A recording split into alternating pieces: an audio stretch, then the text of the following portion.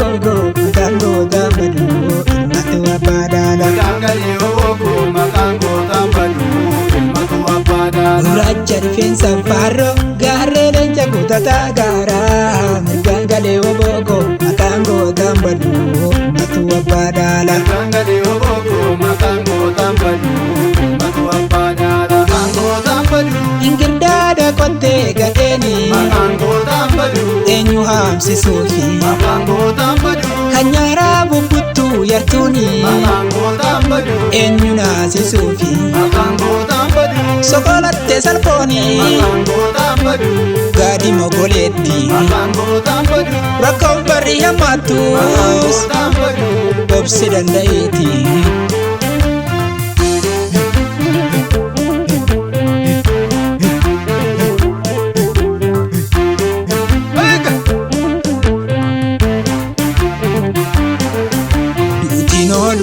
Dutinolu besingeza lafa goni holo Dinolu yomudu dinolu besingeza lafa goni holu Akabasa Lafa goni holu Biyabasa Lafa goni holu Akabasa Lafa goni holu Biyabasa Lafa goni holu Sololo gibe Lafa goni holu Nyamar badanu Lafa goni holu Bose didesa Lafa goni holu Awash mogori Lafa goni holu Mogori abado Lafa goni holu Udar chilemo Lafa goni holu Shankar gulalle Lafa goni holu Oromiya ada Lafa goni holu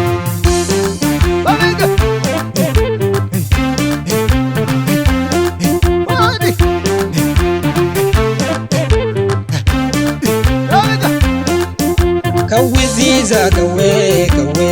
Goni dole Iyisi sedawe Kawisiisa kawe kawe Goni lole iyisi sedawe Kawiziza kawe Goni dole Iyisi sedawe Kawisiisa kawe kawe Goni lole iyisi sedawe Gachana kombatu loli male Loli wobo Gachana bafarda loli male Loli gurba Adinya tumana loli male Loli wobo Situdi nazarda loli male Loli wobo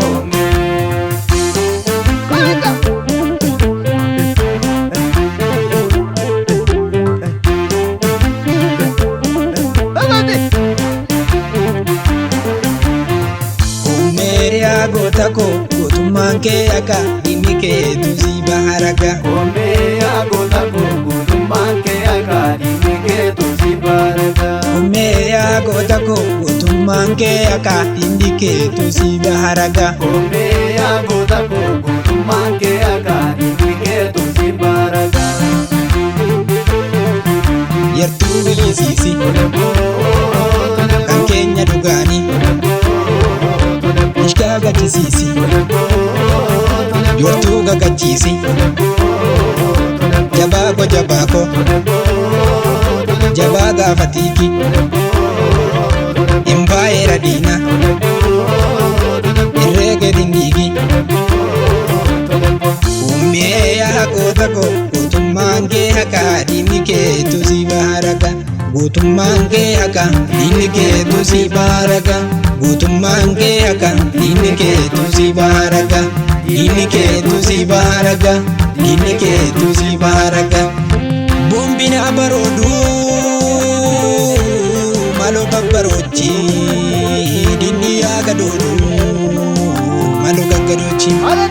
Waboko Waboga murka Waboko Waboga murka Barodi lenjako